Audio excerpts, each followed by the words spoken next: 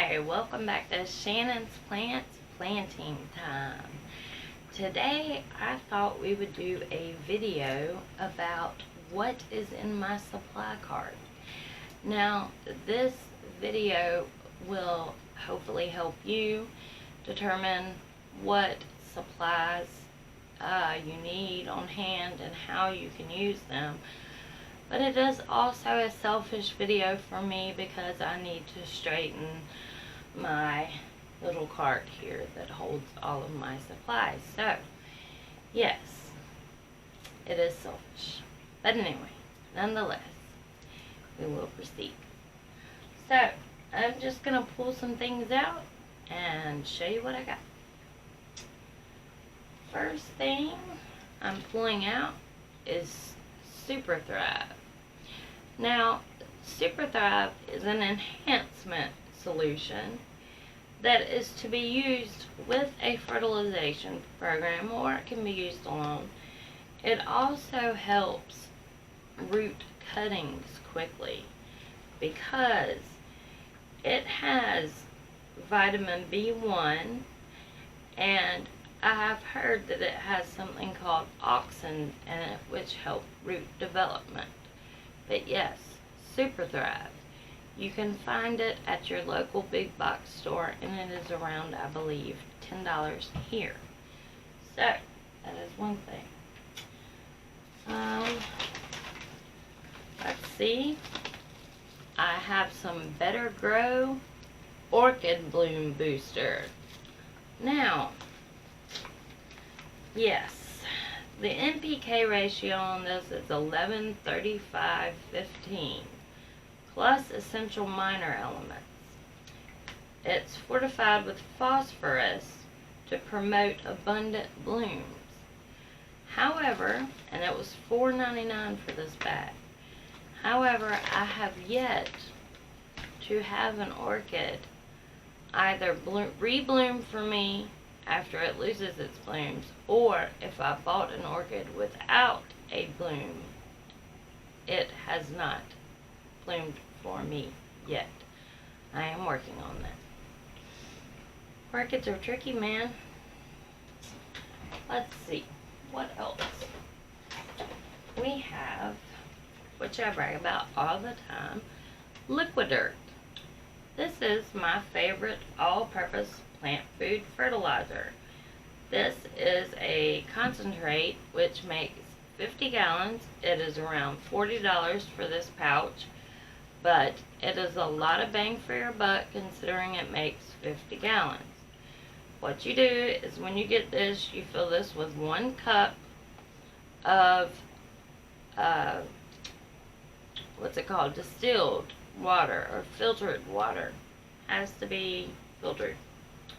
And that makes your concentrate, and then you mix it according to the instructions on the back. So, Liquidirt, very good stuff. Next, I'm pulling out Garden Safe Neem Oil Extract. I don't know why I feel like I need to be in front of the camera. I mean, really, I don't. But anyway, yes, neem oil extract. This is actually 3 garden products in one. It is an insecticide, a fungicide, and a miticide. So, yes, 3 uses in one product, and I find that I use this very often for things such as to prevent pests, to control any fungal issues that I see pop up, like mushrooms that have overwatered, or that white mold. So yes, a lot of uses for neem oil. Very important to keep on hand. In here, I also have some Root Boost. I ordered this offline and it is very full. So, it is actually listed as an uptake enhancer with an NPK ratio of 1.4 to 3.2 to 0.7. And it boasts about the fact that it helps root production. Well, I don't hardly use it, so I can't really say. I've found that I kind of like the Super Thrive for root production, and I have rebought the Super Thrive time and time again, and I have not bought this again. So, will I use it? Yes. I won't waste it. And we have 3% hydrogen peroxide. I find that hydrogen peroxide has many uses. One, it works great for fungus gnat larvae. It kills them instantly, and you know how I feel about fungus gnats. I love to think of them dying. And it also, if you get root rot and you want to mix up a spray of some water and some 3% hydrogen peroxide, or maybe I shouldn't recommend this, but I use it straight because 3% hydrogen peroxide is 97% pretty much water. So, it's already, it's already diluted for you. So I don't dilute it any further. I use it straight on my plants. But, just to be safe, first time users, please dilute. Please. I also have some orchid plant food mist. And here, I'll do this. Can you see that? You squeeze and it sprays. Yeah, some great stuff. You're supposed to put it right on the orchid foliage. And I've found that it also works on Hoyas. So, Miracle Grow Orchid Plant Food Mist. I also have this big bottle of liquid iron, and I will link all these in the description below. Liquid iron, it supposedly corrects and prevents plant yellowing, and I do, when I notice, if I notice my plants looking a little yellow, and I have ruled out other causes such as, such as overwatering, root rot, stuff like that, or if it's not a martyr leaf like on an alocasia, then yes, I do. If they're looking a little sickly and yellow around the edges, I do fertilize them and use liquid iron mixed in with it, a little extra iron. And I can't say if I've noticed like a big change. I am trying it on my monstera that I was rooting in water, and its edges are yellowing a little bit. She's right here. I can show her to you. I don't know if you can see the yellow, around that leaf. So I tried it on her the other day, and it's yet to go back. I've heard that once leaves are yellow, they will not go back, but I've also heard other things, so we'll see who's right. I'm not saying I am with the liquid iron. I'm just saying I'm trying something. So, I also have this is messy, activated charcoal. And yes, it is charcoal powder that is activated, and it is actually for human consumption, I believe. However, it says adult use only. Consult your physician prior to using this product if you are pregnant, nursing, taking medication, or have a medical condition. Do not consume at the same time as any other medicines or dietary supplement, as this may interfere with their effectiveness. This product is not intended as treatment for accidental poisoning. I am not sure what adults need this for. I do know that I have some charcoal tabs that are for bloating and gas. you say that? Anyway, so I don't know if this is intended for, but if people take it for that gastrointestinal type symptoms. But I use them in my plants, and I find it to be effective, especially if I accidentally overwater that plant. And yeah, so I do mix it up in a lot of my plants. Not so much anymore because I got that all over my white pants. Anyway, not so much anymore because I've gotten better about my watering. And as you can see, I just grabbed a pretty ratty dish rag off of that hangs right here because, you know, I'm constantly spilling things in this room and trying, you know, I need something to wipe it up. So, yeah. Let's see. That's just another bottle of Super Thrive. Yes. Next, we have some horticultural oil. Sorry, I'm from the South, and we say soul and oil, and yeah, so I have to correct myself. This is also pest management, pretty much prevention. The active ingredient in it is canola oil, and it is for insect spray, kills all stages including eggs, used to control mite, scale, for roses, fruits, flowers, vegetables, houseplants, and trees. And yes, I do use this. I change it up a little bit between the neem oil and the horticultural oil because as a nurse, I know that people get a tolerance to certain medications, and you have to increase the dose or change the medication. So I figure it's the same with plants. I don't know if my reasoning is logical, but it sounds logical to me. So I'm going to go with it. I also have this Velcro tape. Oh, wrong way. Velcro tape. And it's just green Velcro tape. And I haven't opened this one, obviously. I just bought it because I lost my other one. I think my husband took it. Anyway, I use it to attach the houseplants to their little stakes, or if they're climbing up a board or whatever. It's just kind of cosmetically prettier than zip ties.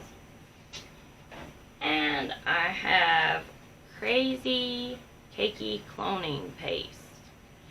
And I bought this because I was reading up on orchids and how hard they are to get the cakeys to root, the baby orchids on the plant, and the cakeys to form.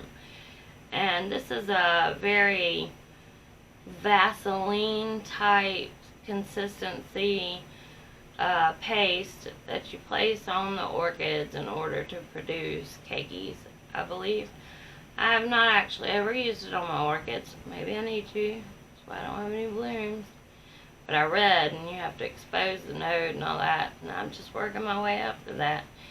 But anyway, I bought it because I bought a philodendron silver sword, and it came supposed to come rooted, and it came horribly unrooted. I've been trying to root this thing since the middle of February, and I am grasping at straws and reading about the cakey paste. I know you can use it on aeroids and stuff to produce good aerial roots and stuff like that. So I said, hey, I'm going to try it on that philodendron silver sword. Hasn't worked. I'm not saying that the cakey paste doesn't work, because I've used it on other stuff and it did. But I'm just saying that it hasn't worked on my silver sword. Woo! Okay. I also have Root Boost Rooting Hormone.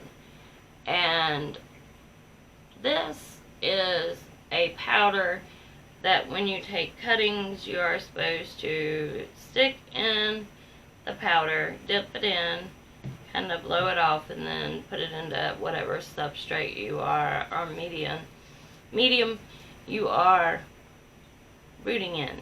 I use it sometimes in the beginning. I used it a lot, and now not so much. But nonetheless, I have it in case I do want to use it. I also have systemic houseplant insect control. And this, the active ingredient, and I'm going to butcher this word, is imidacloprid. Imidacloprid. I have no idea how you say it.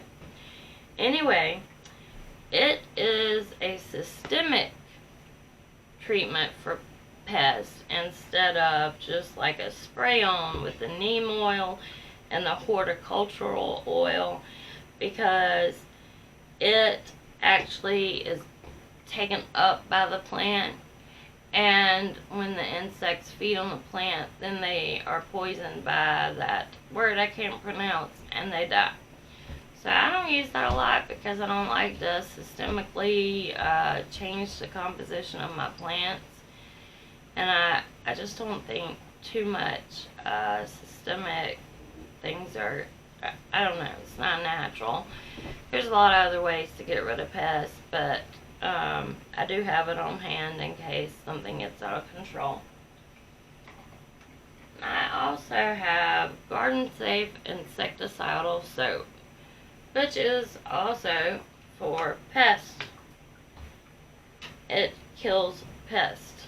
So, yes, I have that, and I have Captain Jack's Dead Bug by Bonide, and it is also for pest prevention, or pest treatment, excuse me, and I found that it works very well. And like I said, I like to change up my pest prevention and treatment, because I do believe tolerance of the pest is built up. Not tolerance of the pest, tolerance by the pest is built up. So, yes. And I also have in this bottle that has nothing to do with what's in with the label on this bottle, but it's a cool bottle because it sprays for a long time. It's fun. So in here I have mixed up some liquid dirt and a little bit of liquid dirt, a little bit, and some Super Thrive, and I do foliage spray with that. And I spray my cuttings, my sphagnum, and my perlite, and all that when I'm rooting stuff. And down here I have my trusty little potting mat that I just got, and I used once, and I love it. The only thing about this little cart, it's a sewing cart, and but the drawers don't pull out. I wish they did. So, let's see. Down here, I just actually have some potting soil. Oh goodness, these white pants are destroyed. It's a good thing you can't see them. I have some paracord, strips of paracord to tie heavy plants to stakes. I have some moss that I use sometimes as a decorator, and some sheet moss sometimes as a decorative plant, you know, around the plant, or as I'm making my kokodamas. Oh goodness, we're having an avalanche. This is just more systemic houseplant.